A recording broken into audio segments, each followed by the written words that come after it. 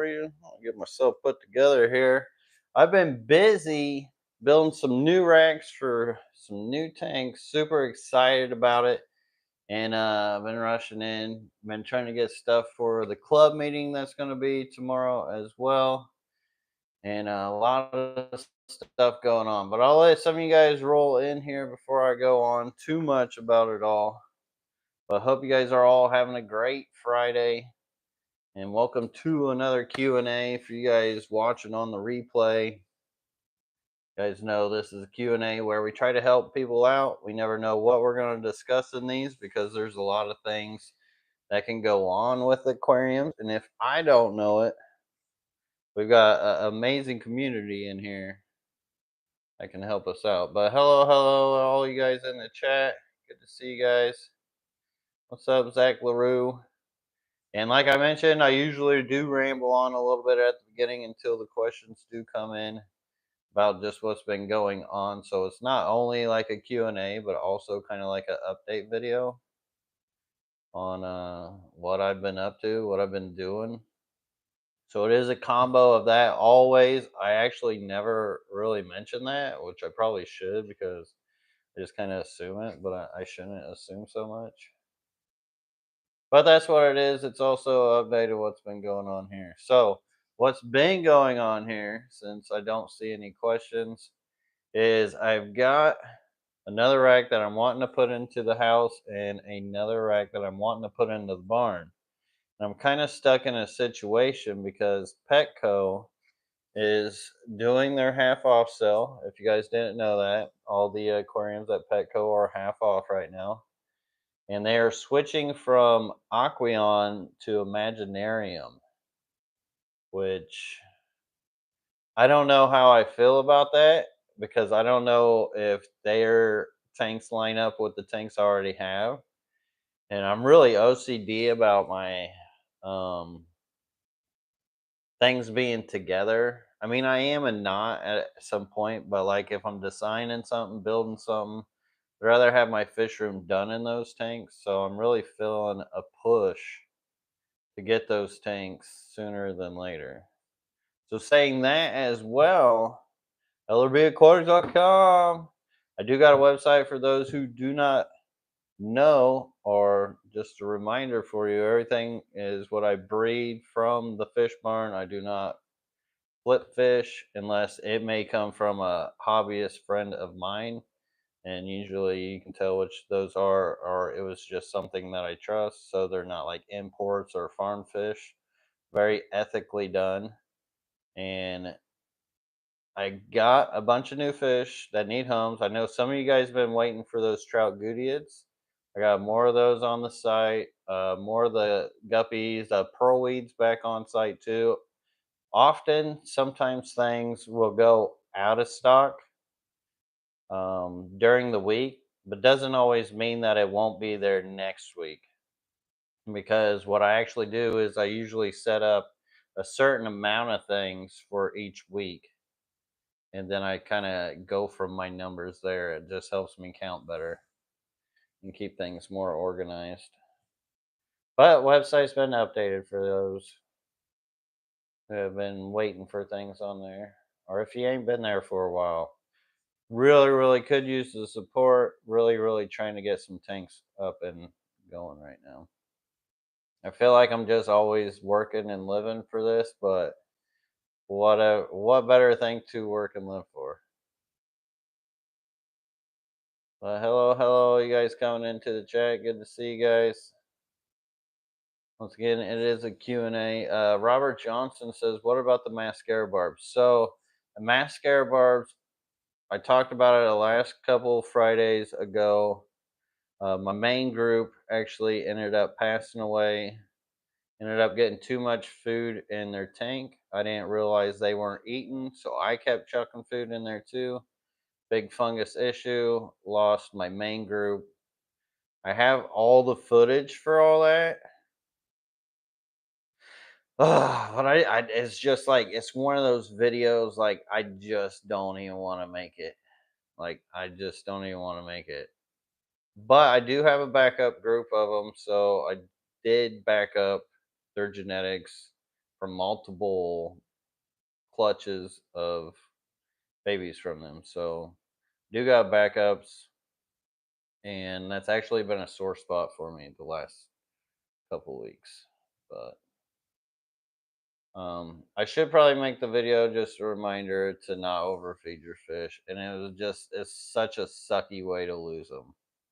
But sometimes that's what happens is it's that one human error that gets into the tank that really messes up with everything besides, like, that's why, like, nature, that's why I've learned to let nature do what nature does and try not to fight it so much, because it's usually always human error when things do happen to them.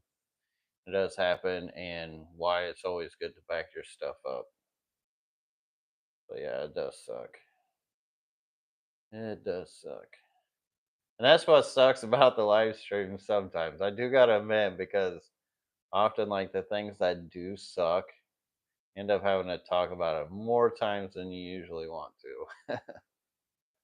At least for me. I don't like to just sit there and talk about sucky stuff. I try to forget sucky stuff. Man, my finger is really bouncy on this new holder here. Let's see. Scroll, scroll, scroll. Good to see you guys coming in.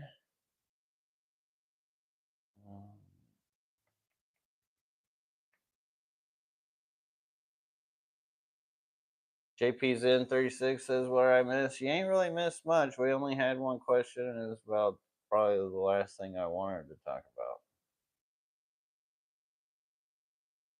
about. Huh? Yeah, so I'm not going to do it again. Well, see, a lot of it happened because of the background that I had put on the tank. If you guys know, I got in-wall tanks, and they were clear on each sides, and there was no background. And then I finally decided to put a background on it, and that's where I usually feed, is from the background side. So I wasn't paying attention to, like, usually, like, the barbs are constantly eating. You wouldn't think of them not eating. And I did not notice. I just didn't notice because I wasn't seeing them eat. And I don't like the backgrounds on the tanks for the fact that I can't see them eat, because that's one of my favorite things to do. And I should probably just feed them from the front. But I don't know, every day after you're feeding, you don't always want to lift lids to go feed. But one of my favorite things to do is watch them feed. Big reason why I had the backgrounds on is it looks better, and also it keeps the light from the other tank shining into those tanks, causing even more algae issues than it already gets from me leaving the door open all the time. But sometimes it's little things like that. You change something, especially when you got such a large routine of things. Wish I had like a little scroller thing I can just sit here and scroll. Like, you ever seen those scroll rings that you could scroll on? Wonder if I could use one of those for this. JP's in 36 says, are the Hillstreams okay? The Hillstreams are doing good. They are bouncing back. One of them's really huge. And the condition that they were when I saw them, I was just like, they've just got to not have liked their environment for quite some time, because for them to look that washed out and that rough, and just the medications we're probably dealing with. And they're one of those fish like autocinclus where they really need organic materials, more natural materials within their aquarium to really survive, especially for their immunity, just mostly due to their gut biome. And so I got a leaf in there with them. They get to graze on that plus other food, and no filter, very natural tank. They're all doing pretty good. Matter of fact, I've actually been thinking about, since that Mascara barb tank is open and it is nothing but a bunch of rocks, and that's a really good way to, like, get a colony of Hillstreams going. Granted, that tank would look empty for the longest time.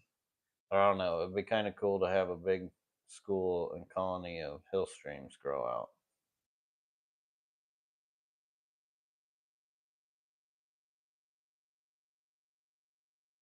Lake Missoula Aquatics and Plants, Ben.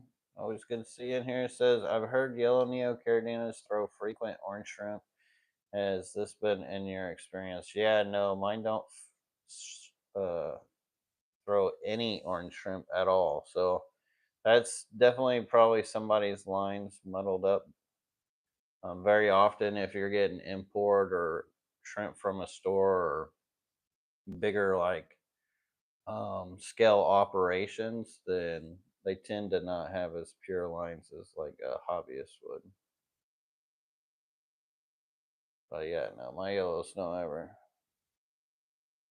I have had them throw more towards the green on one of the ones that I've been working with. That I kind of went for this like highlighter yellow that was going on, and it ended up working some green down the line. I could see how like maybe like you could breed them out for like the darkest yellow and then just end up turning orange.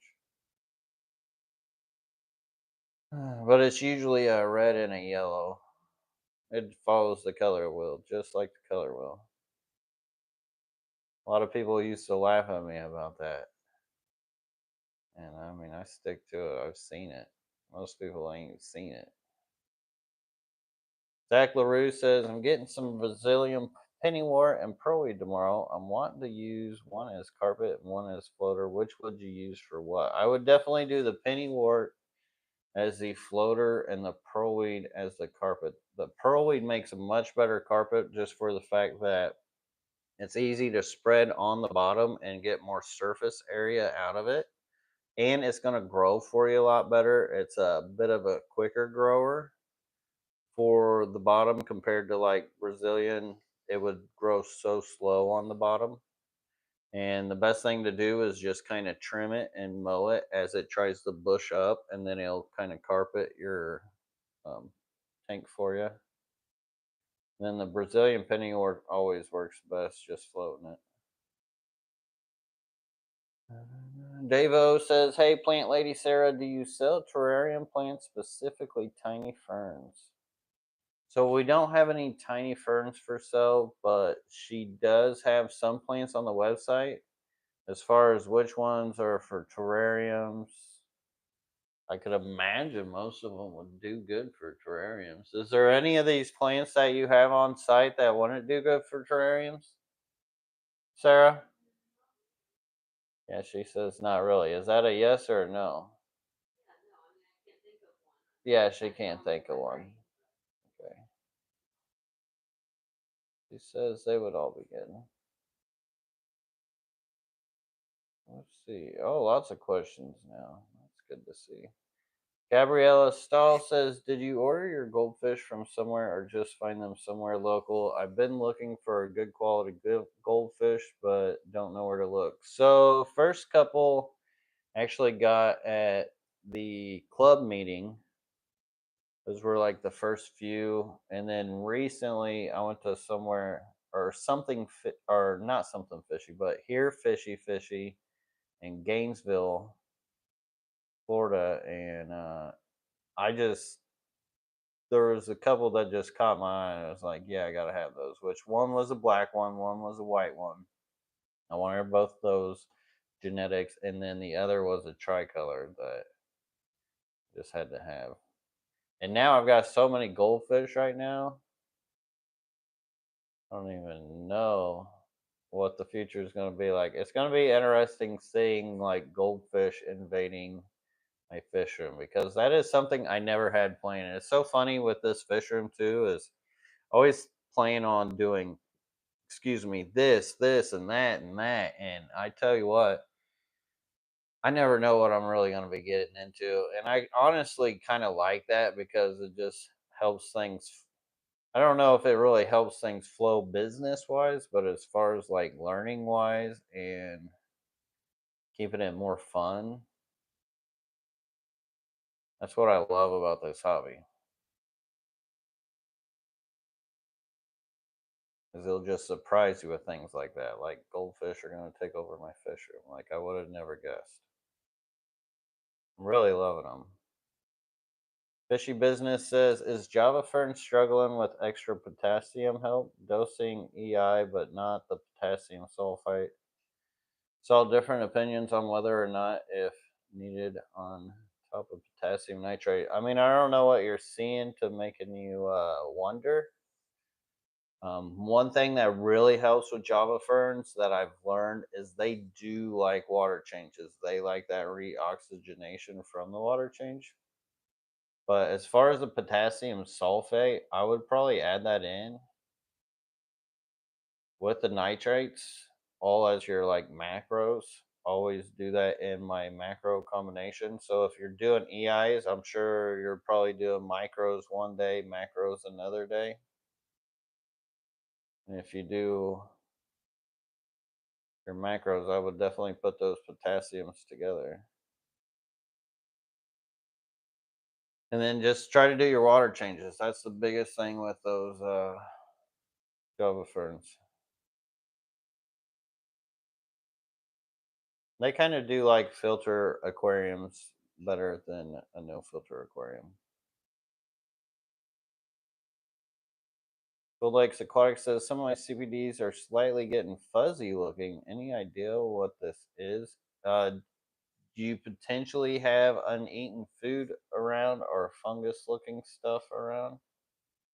Because usually that's what causes a fish to get fuzzy. Aquaholic says, can you keep a aquascape planted aquarium looking pristine with no filter? You can.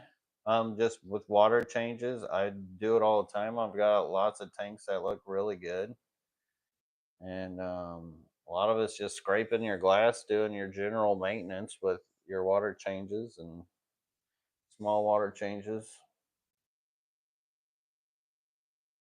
Definitely could. Done it many times. I just so a lot of what you guys see too is I don't know. For some reason, I always like to show the dirtier tanks off, just because I don't know. Tend to stand out more, in my opinion, than like all the other clear ones. Hippie Zombie says, "Do you sell rummy noses?" I don't. I don't have really much for like regular store fish. It's all like down the rabbit hole hobbyist fish. Those rare, hard to find ones that you won't find in the fish store.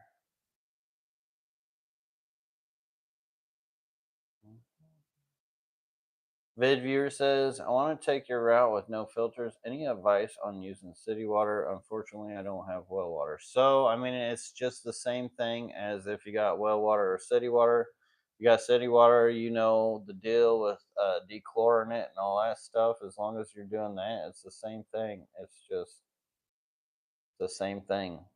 Just watch your fish. Make sure that the load in the tank can take it at first, because a lot of it depends on the beneficial bacteria load that's in there as well.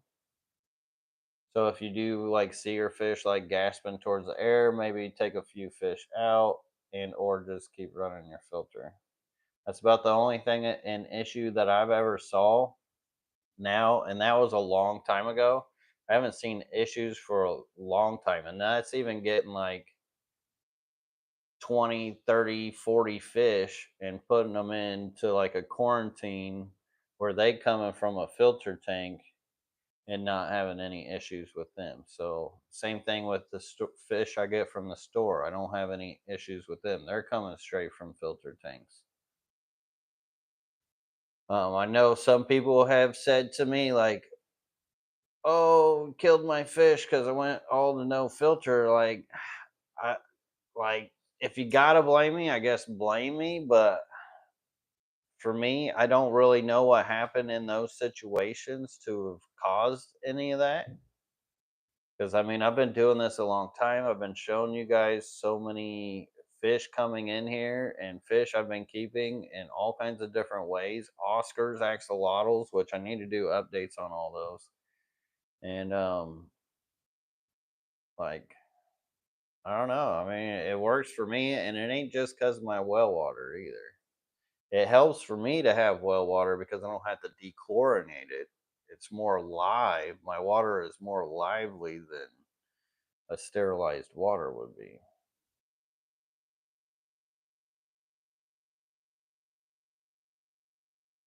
So all I can say is just always keep an eye on your fish when you do that. Just if it makes you feel better, I mean, you should honestly just do that if you're a good fish keeper. Robert Johnson says, are there any fish that would swim mid upper water that don't mind 80-84 with the current year round? Yeah, rainbow fish are definitely the best choice for those. That and or angelfish.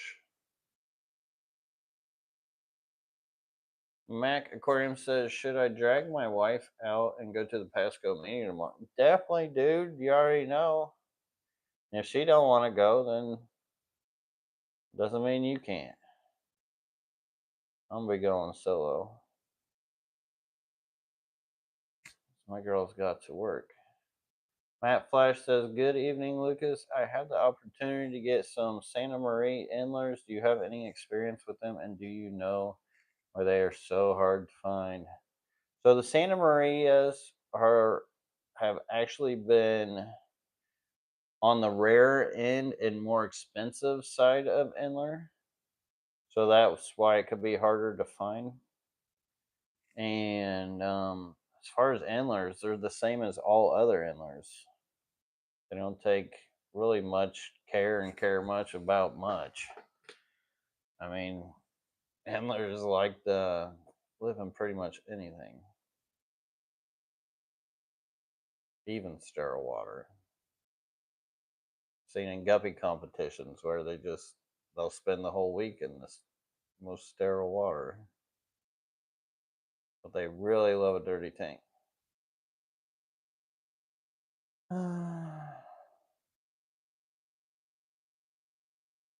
Well, of course, if you can have harder water, they do prefer more harder water. Actually, Armandi, is it Armandi or Armandi? Wanted to build a pond out of a planter for the first time. What plants are the best under and above the water? So, if you're doing a planter and trying to make a pond out of it, and you're doing it outside, you don't have a whole lot of depth. I don't know how big your planter is, but I can imagine you don't want anything with long roots. You would want something like a floater with shorter roots, like maybe a frog bit, um, some Brazilian pennywort's really good. Pearlweed. There's so many plants that are normal plants too, like Lowigias, rotalias that you can actually turn into floating plants too. There's so many stem plants that you can just float on top of the water and they'll grow out, which is a really nice way to get color and something different in your aquarium. If you YouTube search LRB, um, I think it was like 10 different floating plants plus, which was, I don't know how many different floating plants. What's up, kitty? Come on. There's a ton of examples of what I'm talking about, of what you can do. And that video would better give you a description than what I could do here. That's a lot longer. And then as far as like bottom plants, if you're going to have floating plants, automatically you're going to want more low tech, low light type of plants because they're not going to be getting as much light. So crypts, sages, especially like dwarf sage or some, Balancinarias, even moss, fuchsia phalandras, Anubias, stuff like that.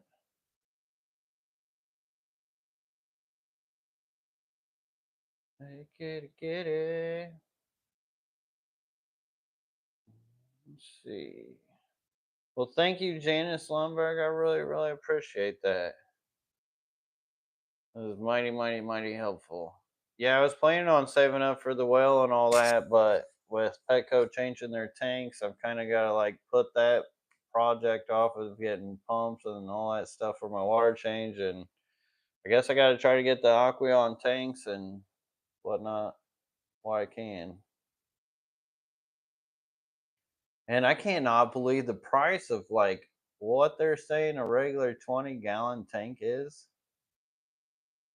It's crazy. It was like $65 normal price. I'm like, I don't know. That just seems crazy, crazy, crazy overpriced. I remember when we could get them at the half off sale for like a 20-gallon for $10, where they were like really, or like $1 a gallon. They were like $20 or something like that, but super cheap.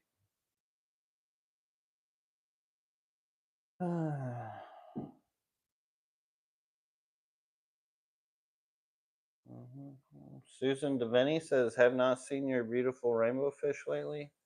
Yeah, I haven't really shown much of them lately, have I? I need to do an update of a lot of the sections coming. Oh, matter of fact, Dan's Fish is going to be the speaker at the club meeting tomorrow. And if you guys don't know who Dan's Fish is, he's another YouTuber, the fishmonger, and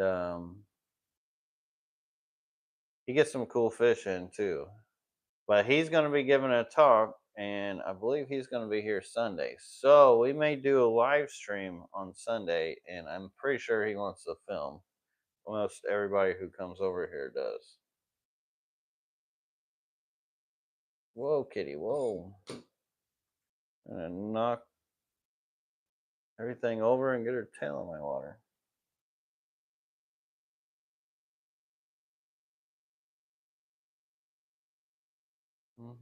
Oh, and Spinster Sister says, "Will Dan from Dan's Fish be visiting your fish barn over the weekend?" So there you go. Answer that one. I must have telepathically knew you already asked. Oh, that was the next one in line too. Mac Aquarium says our stage agricultural commissioner found me selling plants on Facebook and said I need to get registered as a nursery. Think I should pay the man for the papers? Hell no. Hell no. I don't know what state you're in, but I ain't never heard of no such thing. And who made him your daddy? So yeah, no, I want to do that. I don't know how you're selling them or if you're like flipping them. There's different ways and different laws and reasons or for all that stuff, but I don't know. It seems kind of fishy. Unless that's like California or something.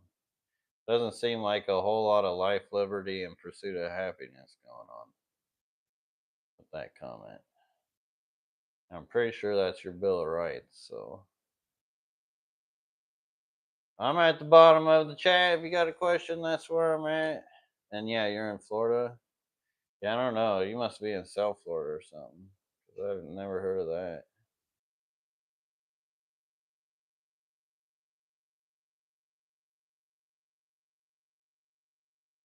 Right? Tyrants, for sure. I'll vote for tyrants. So that would be contracting. Careful what you contract in. Unless you're under duress. Aquarium Fantasy says, "Lucas, how was your week?" My week was really good. I'm feeling great about things, honestly. During winter, sales weren't really going good. Sales really aren't really doing that well right now either. But I'm at least got a project and plan and something to drive me to do stuff. And I love to get back into building projects. So super happy to be doing that right now and to be getting content for you guys and keeping the momentum up. I don't know if you guys have seen, I've been putting out some shorts and got a video out this week. Was hoping to get this tour done. This is like one of the must have videos for you guys soon is the tour for this plant room, as well as updating what all's going on in the fish barn and what's going on with like the Oscars, the axolotls, and also outside. I need to update you guys on a lot of things right now. So there's lots of content abound, and it's about to start flooding because I'm starting to work my momentum back up, which I'm excited for. Hippie Zombie says, have you ever gone freshwater fish hunting? Like fishing? Or just hunting? When I was a kid, I actually tried to shoot fish with my BB gun, but I learned fish are way faster than any BB trying to penetrate water. I don't know, I never really gone like bow hunting, fish bow hunting or nothing. Todd McCarver says, which I actually, growing up, not a lot of people know this about me, but I'm actually really, really, really good at archery to the point that I qualified for or I won the Triple Crown in Tennessee and then qualified for the World Tournament, which I didn't go to because I had 2 days, which was football, and I preferred playing football over archery, and archery just got to a point where it was too easy for me. But I know usually that's done with more invasive fish. Could be fun, but not something I'm gonna go out of my way to do really. Just because I prefer to be raising up fish, playing with all my tanks and stuff. As a matter of fact, I mean, I'll share with you guys. You guys will see in a short after a while. But I did use a minnow trap for my trout goodid pond outside, and I was surprised how well it worked.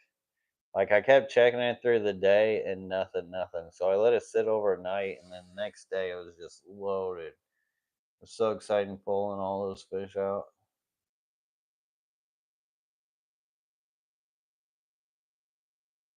Tom McCarver says, "Would biomedia populate just sitting in a bag in an aquarium without flow going over it, prepping for a new tank?" Thanks. Yeah, bacteria will stick to any of that stuff all the time. I mean, if not, it'll just sit on the bottom of the sand or the substrate anyway. That's all your microbiology. That's all the good stuff. But yeah, it definitely will populate. Aquarium Fantasy says, Lucas, how are you liking the new 125-gallon aquariums? I am absolutely loving them. I've got the Synodontis, a few of them in there. I've probably got like 6 in there now. I need to move the rest in. I'm kind of like moving them slowly into it, especially with the Synodontis, just because um, I don't know, they're like my little babies. But the trout goodeids, I've got, I don't know how many in them in there because from the pond, grabbing them from the pond, I put some of the pond ones in with my ones that were inside, so it mixed the genetics up real good. And they already threw out some babies, so I was able to collect some babies out of that, which will hopefully help pay for those tanks. Because now I've just kind of got to pay for them. Womp womp. Man, it's crazy. Like, I don't know. One day I'll get on the other end of things. I would just, I don't know. It's been almost 3 years, and I thought this was fish room would already be done, but it's a heck of a feat. Doesn't take much time or don't realize how much it takes to actually do such a big project, especially something that's always going. Fishy Business says, do you have a preference on EI dosing versus PPS Pro in your experience? Definitely prefer EI dosing over PPS Pro. I know a lot of people do like PPS Pro, especially the ones who have been doing it a long time. So saying that, like maybe later down the road, go that direction. But if you're just starting off, EI method all day, all the time, because the EI stands for estimated index, which the whole point and basics of the EI method is an estimate. So when you do that, you learn how to fine tune your your micros and macros to your water. Because sometimes, like my water, for instance, I would never have to dose iron.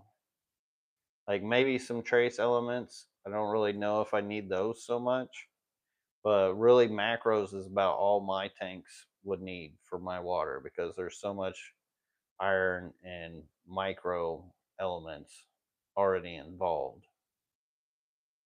And if I was just doing PPS Pro, that doesn't really take that kind of thing into account. You don't really learn that as you would through the EI method.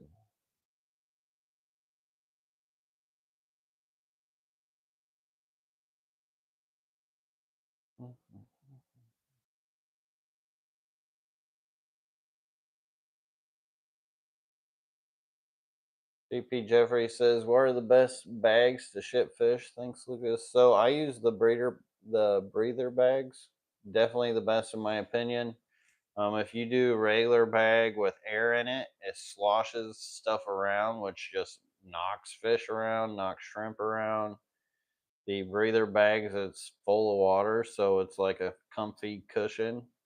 And I know like my boxes aren't the prettiest because you get like a grocery bag, you don't get like ooh the walls. And one thing I really hate is the what is that? The insulation material that goes in it and it gets everywhere. I don't use any of that. I like to use the foam and the bags because it like creates a cloud with the combination of that breather bag because it's like the fish just right on a cushion through a very bumpy ordeal.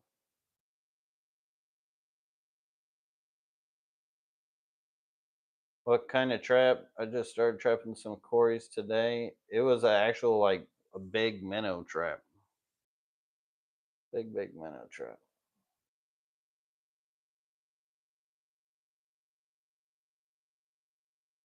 Oh, you meant like Heiko Blair does hunting fish like that.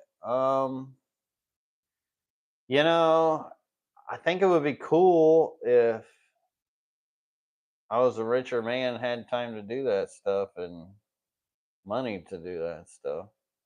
It'd be cool to hunt that kind of stuff down. But at the same time, I don't know, man, where would I even go? I feel like there's still places in North America that just hasn't even got certain fishes really identified. Like a lot of it's pretty new as far as what we're figuring out what's in the water. But I don't know. I feel like my job's here. What I do is here with you guys, and it's what I live for. That's what God's got me doing. So I think it would be cool. So, Lucas, when do you think start putting things back in the ponds? Um, so next week, actually, after next week looks pretty good. Like it's going to be back in the 80s. We've still been getting some pretty cold nights. So as much as I've been wanting to, I've been holding off.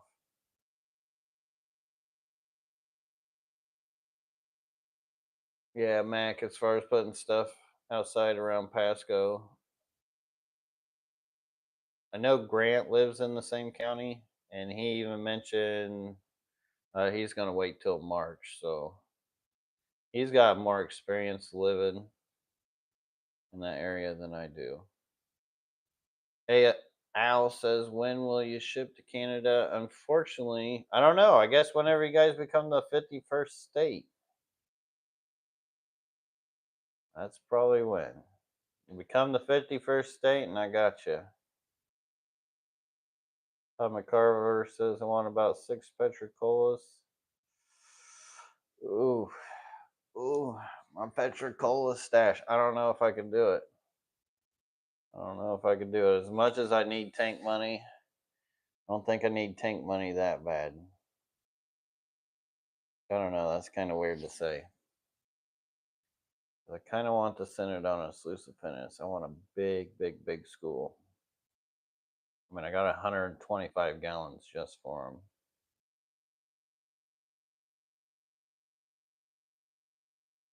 That Flash says BB gun fishing led to my buddy getting shot between the eyes. Proceeded him with pushing it out like he was popping a pimple. No eyes were lost. Making of this movie, man, that's where you count your blessings for sure. When something like that happens and nobody lost their eye, Although it still probably hurt. Thank God it wasn't his eye, because that's a left or right situation. That could have just went sour, even worse. But yeah, I've been many a BB gun battles. Mac aquariums. You think it's? Oh, I already read that one. Forgot I was scrolling up, not down. Tom Carver says, "Where would you buy Petra to ship to Memphis? Perhaps my LFS could get some special order." Never hurts to ask your local fish store if they can get fish special order, because often what they do is they'll just figure out what the masses want and then they'll order accordingly. But they get lists, and you know, now that I recall it, I know somebody like real deep into the hobby that mentioned that Petra,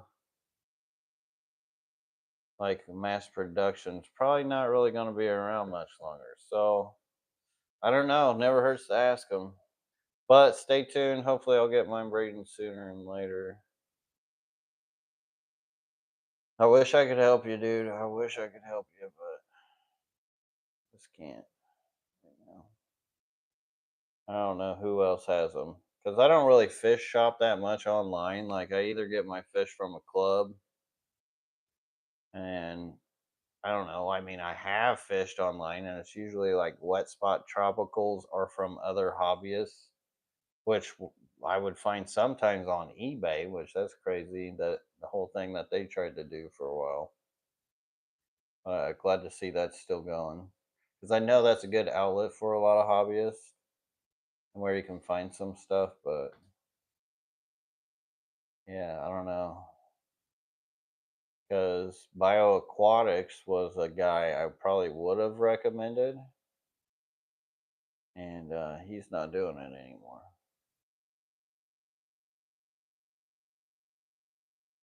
Something like 25 new species discovered last year. Yeah, I believe that. And I'm sure there's so many more out there just waiting. Scroll, scroll, scroll. And I'm at the bottom of the chat. So you got a question? That's where I'm at. And if not, then I don't know how much longer I'll be here, because I still have not eaten dinner. Vid viewer says, any experience on breeding electric blue aaras? Would you say they're a beginner friendly fish to attempt to breed? Yeah, definitely, definitely. As long as you got a big enough tank, which I would say like a 30-gallon at the smallest to a 40-gallon plus. I mean, you could probably do a 20-gallon high. Then you just obviously got to make sure you got a pair of them. And I want to do much more than a pair of them. And I would give them a little bit of plants, a little bit of sand, maybe even put a rock pile in there and a flat rock for them to lay their eggs on. And just keep them warm, mid 70s, like a lot of the Akara types.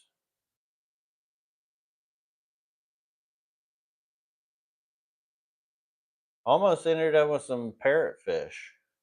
Almost came back with some parrotfish. I couldn't believe it. The platinum parrotfish. I don't know if you guys have seen those, but I was really confused because when I saw people keeping them together, there's like the blue parrotfish as well, which is like striped blue and black. But it always seemed like the information I was finding, they were keeping those together. I don't know if those platinums, if it's a male and female thing.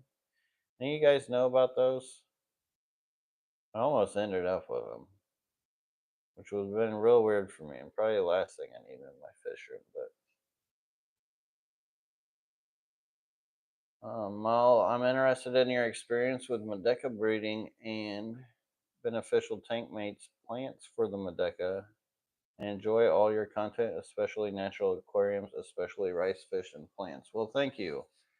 And as far as like my experience with the Medakas, it has been very interesting and extensive as far as like keeping them inside, outside, what they do well with and what they don't. As far as most peaceful community fish, they do really well with tetras, rasboras, all those things. They keep to themselves. They don't really cause fuss because they're really just keeping to themselves for the most part. And more natural light you can get on them, the better, and more colorful they can get. Like seeing them outside compared to seeing them inside can almost be night to day, especially with the more specific, fancier lines. And a lot of those lines that you can get from Japan and stuff, they don't really breed true, but the genetics are there and you can work them. But I don't know how deep down the rabbit hole you are with the rice fish, but we'll definitely be doing a lot more content, especially whenever I do my updates on my outdoor ponds. You'll be seeing a lot more Medaka rice fish content. Casey Midstoke says, "What is your favorite Medaka?" So my favorite Medaka right now, which I don't really know the name for or proper name for, but it's actually mutations that have come out from my lines that are black and white, and they kind of look like sparkly little water cows. That's the best way I could describe them, and I have no clue what the name of them is or what it would be.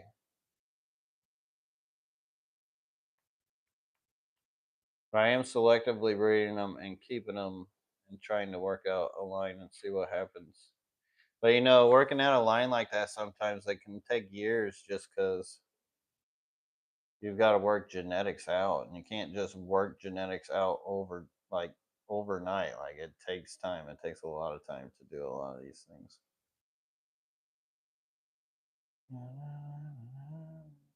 Aquarium Fantasy says the new fish room is going to be 16 by 60 right now. I'm getting the area where it's going ready. That is awesome, Aquarium Fantasy. You got a new spot?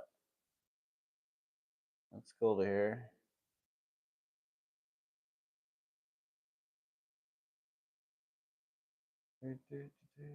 Miyukis, yeah, Miyukis are some of my favorites too. Like as far as the more common rice fish, one of my absolute favorite.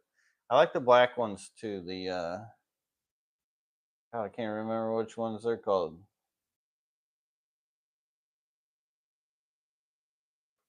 Are they? No. Is that right? Are the Miyukis?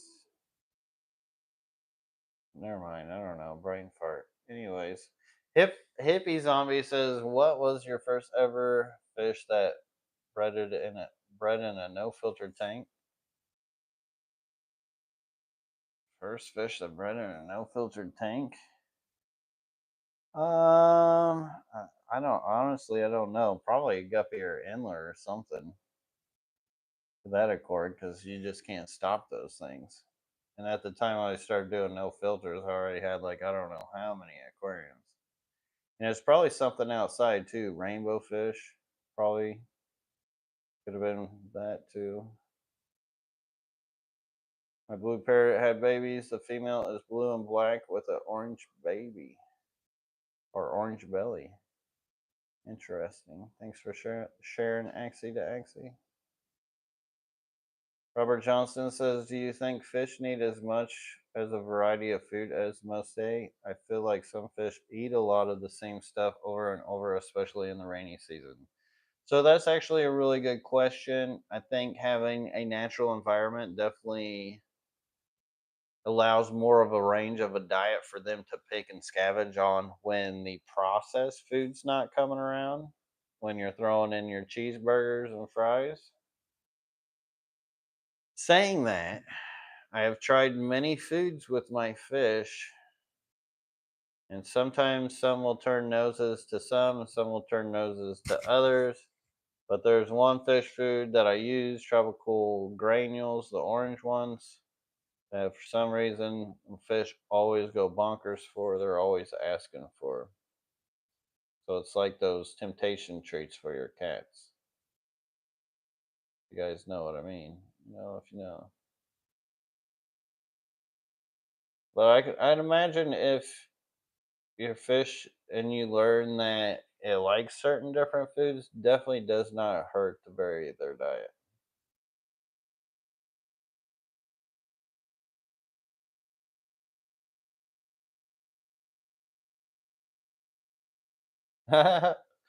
That's funny. Mal or Mal, I don't know how to say your name. Sorry. Says I'm very deep down the night rice rabbit hole. I'm thinking about learning Japanese to satisfy my want for Medaka lot knowledge. That's awesome.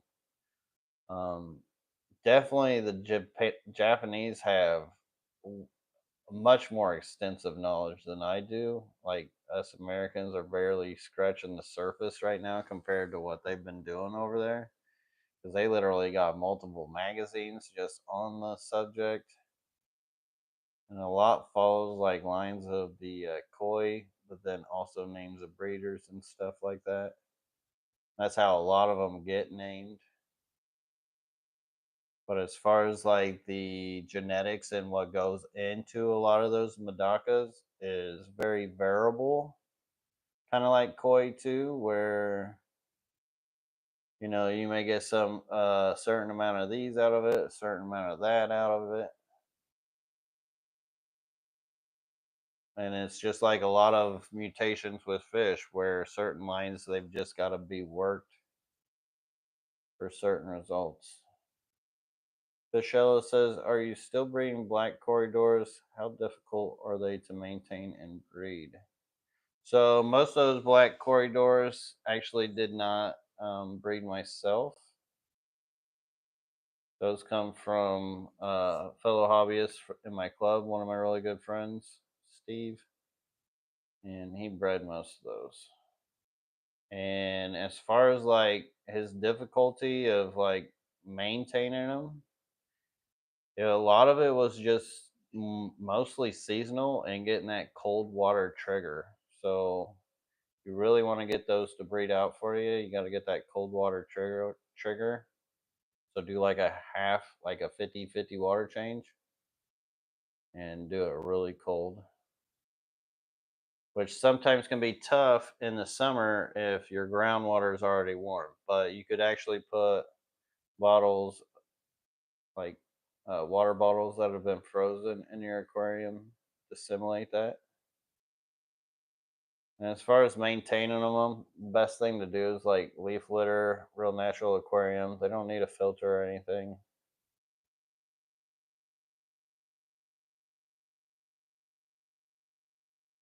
Deacon Bean Cooter says, "Been wondering how to get my snails to have darker shells. Do I feed them boiled eggs or something?" That's a good question. I have some genetics where I'll get blue and like the lighter pink snails, especially if you're talking about like ram's horns, because those are the ones that tend to like have different color variants in their shells more than other snails. And as far as like food and diet, I don't know what you could do. I don't think there's much you could do to change what they just come out genetically like. So the best thing you can do is just remove the lighter ones from the colony and keep, or just remove the darker ones and put the darker ones in a tank. You can either remove the lighter ones out so the lighter ones don't breed, then eventually over the time they would tend to be more darker. And or, which may be a faster start, would be to get the darkest ones and start a new colony with them. But even with those, you will have to still work out the lighter ones. So you'll just end up with more tanks of snails. So it's really up to you. The more times you do work that out, then darker you can get them. So it's genetically got to be lined down more than just diet. Roaches, yes, that's what I was freaking thinking about. The roaches, the black Medakas are some of my favorites.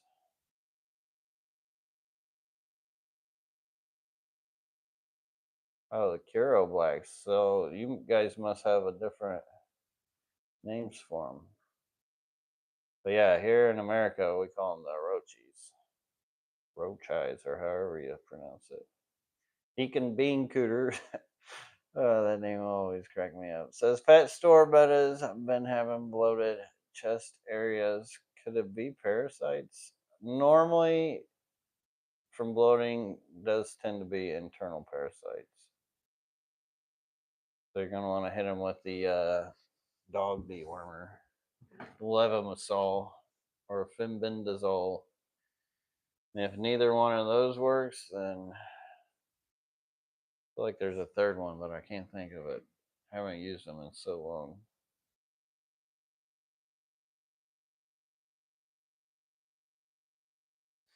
Aquarium Fantasy says, Lucas, I was going to build the shed myself, but the city wants way too many permits and more money from me, so I bought a fully custom built shed and saved me the headache. Yeah, sounds like it. It's crazy the extortion they try to do these days, even if you're just trying to add a little shed. First fish I ever bred was a golden wonder killifish, which that sent me down a huge rabbit hole. Because one, the fact that I even got the golden wonder killifish, which was the most beautiful pair I've ever seen in my life, still have never in my life seen a much more beautiful pair. And had them in a little 10-gallon, and they threw out some babies, and they actually colony bred and ended up with juveniles. And that was about the same time I was getting into like the actual planet aquariums. And so they triggered my MTS from my, I had my one aquascape tank, which was really nice, like hardcore CO2, all that stuff, real nice plants. But the 10-gallon, I had put those in because I had to just get a tank for them because they were the coolest fish I had ever saw in my life at the time. And they ended up having babies, and that ended up me getting like a 55-gallon, or no, it was a 40-gallon. That was like my biggest tank, and I just thought that thing was huge, which they are good size. And man, they really got my MTS going for sure. Excuse me, hardcore got my MTS going. But it was years until I could really express my MTS.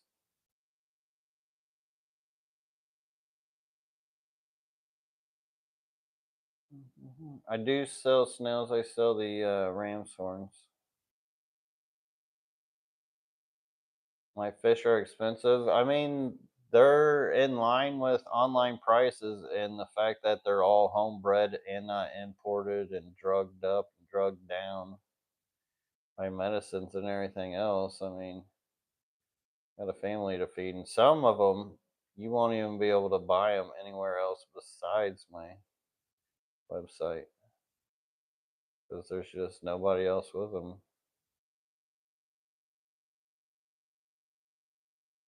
Deacon Bean Cooter says, I live in Antarctica. Do you ship to places that at least the night temps get under freezing? So I do use heat packs. I'm still using heat packs. Although it's still warm here, at night it gets cold.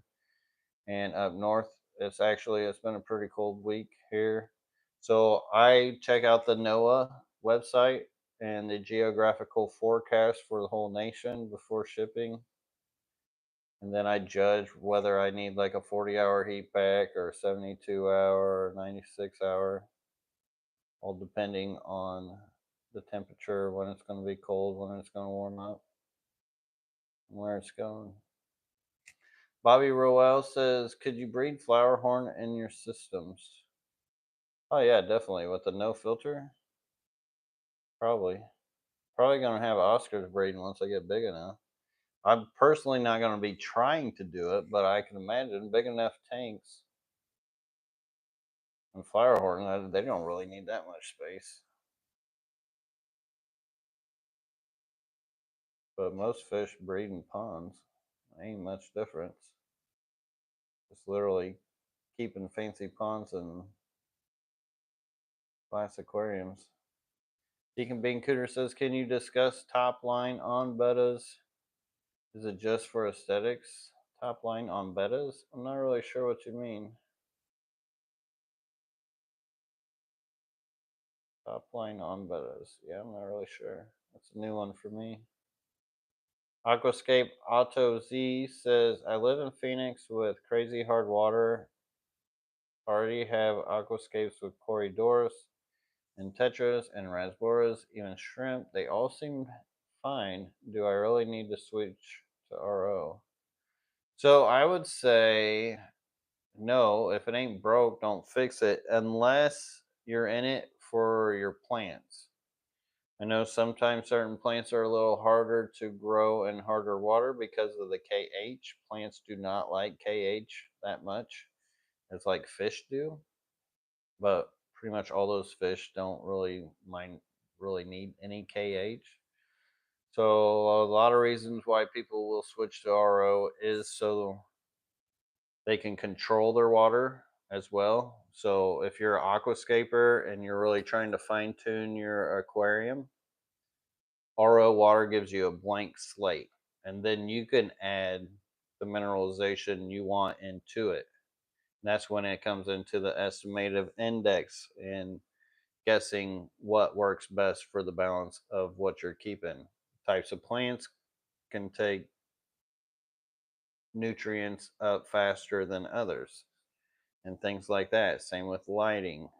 And so that estimation of working with that blank slate of RO in your fertilizer is how people can get a really fine-tuned control of their nutrients so they don't grow so much algae. That's what a lot of that stems down to and the reasoning for it. So it's really up to you what you want out of your aquarium. If things are going great, like I would not even bother unless you want to bother. But just be careful doing it because if you are using RO, you will want to remineralize.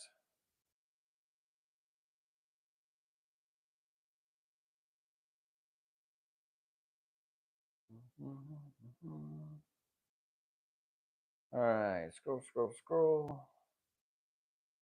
I have soft water. What do I do? Question mark. Freshwater fish keeping. If you got soft water, there's still so much you can keep in soft water. I don't know what you mean by what you should do. If you're trying to harden it up, there is a GH booster, nilocg.com makes. It's pretty cheap. You get like a pound of it for $10. Used to be $10, probably $12 now. And just add the mineralization. That's if you need to. I don't know what kind of fish you're keeping. A lot of fish don't even mind because you actually get less bacterials and fungals that grow in softer water. Are rice fish easy to breed? They are pretty easy to breed.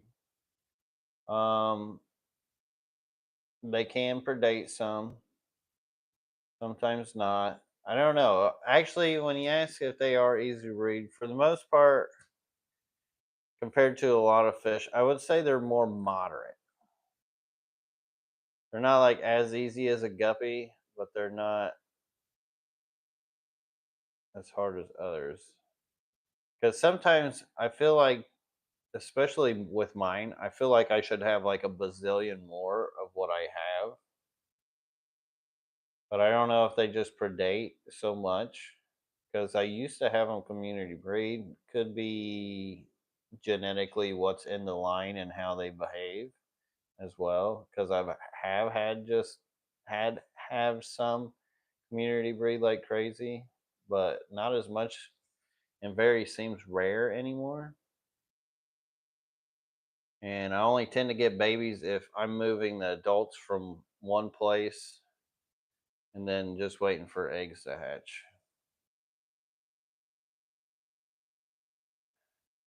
I mean, a lot of people will use like floating spawning moths and stuff to grab eggs eggs and stuff from. But for the most part, I would say they're pretty easy because they'll leave the eggs. They'll like carry the eggs behind them, so you could at least see when they have eggs, and you could pull spawning mops too.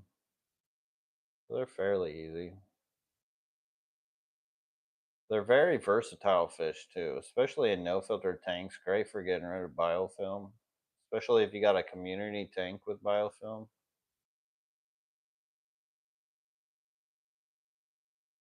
Thank you, Boyd. I appreciate that, Boyd Aquatics. Timos Fish Enjoyer says, "Hey man, love your content. What's your opinion on crayfish?" Crayfish can be a bit crazy. That's for sure. um, no, so like the alanines, I know they're really crazy. The CPOs, not so much. Like the dwarf ones, I don't think people really keep them properly to the extent of like the actual behavior of how crayfish act. So they do need like either a little rock house or some mud to mud into, like to dig a hole into. And they like cracks and crevices. I know many people just like keep them out in the open sometimes. And they can be jumpers out of tanks. They can battle with each other quite a bit. They're really cool though. If you want a real interactive tank mate or pet to take care of, they are a little more needier than like some fish, a lot of fish, most fish. Oh, you're welcome, business. Blue. Oh, see. Scroll.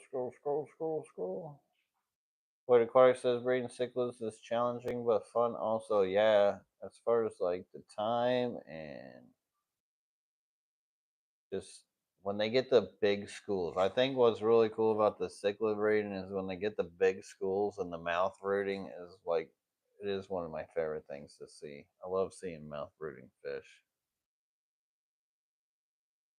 JP Jeffrey says, "Would you use no planaria to be a good way to get rid of tank of snails?" So they don't.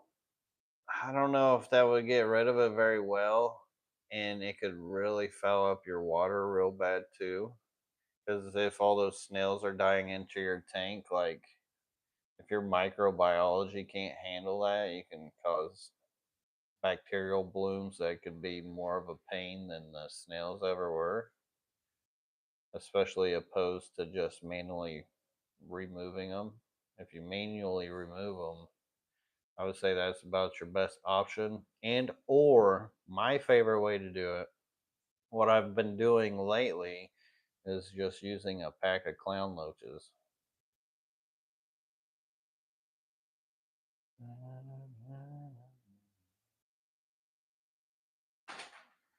Fish Ellis says, "Are you taking part in the Aquapalooza in Coral Springs in April?"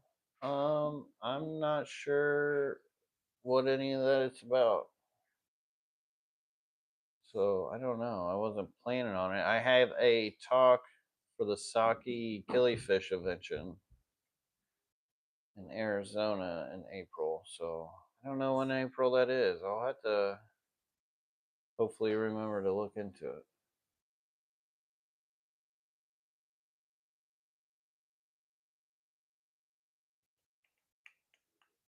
All right, we are well over the hour mark. You know, you guys got them questions. I love to answer them. I think I caught up with them all. It's about dinner time. So I'm going to hop off here. I appreciate you guys all listening, watching, hanging out with us, and learning some things. But I hope you guys have some great weekends.